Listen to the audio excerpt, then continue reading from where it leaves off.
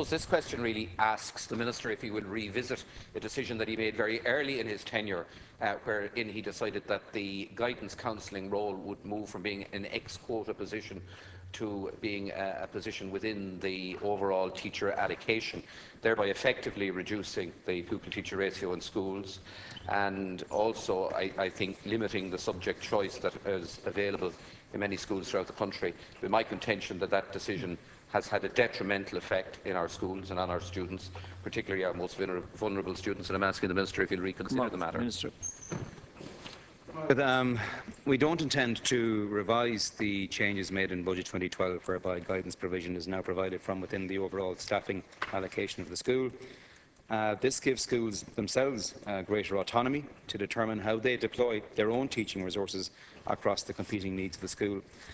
With economic recovery and as their budgetary position permits, and when the government is in a position to look at improving the teaching resources for schools, I don't believe that a return to a situation where there would be a separate allocation for guidance in schools is actually desirable.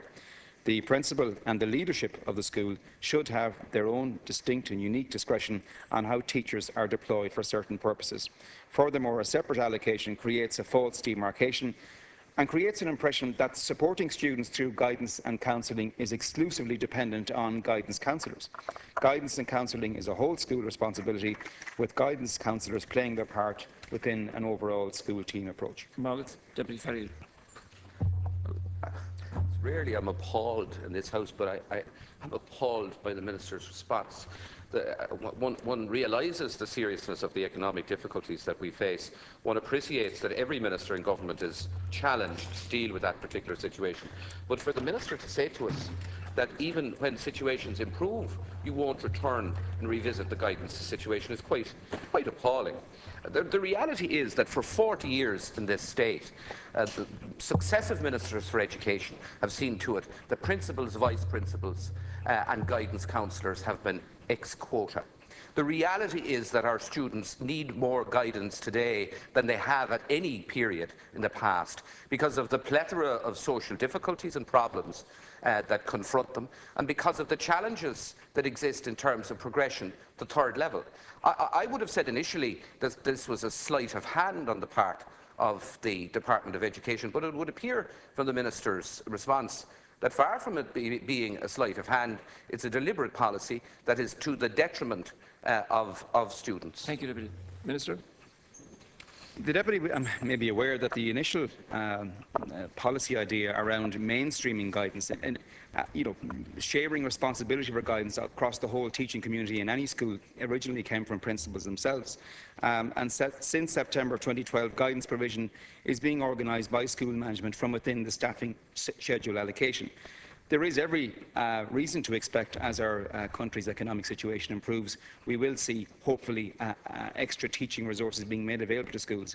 But it is, and it should remain, the decision of the school management, the school board and the teaching staff of that school as to how those resources are allocated. And there is no reason why we need to make that distinctive demarcation between the role of the guidance counsellor and the implied role of guidance counselling across all of the teaching profession. There's no reason why we should be doing that, and that's the thinking behind this. It's not about limiting resources for schools, it's about giving schools the autonomy to make that decision themselves, and about, I suppose, suggesting to other teachers that they have a fairly significant role to play in the issue of guidance.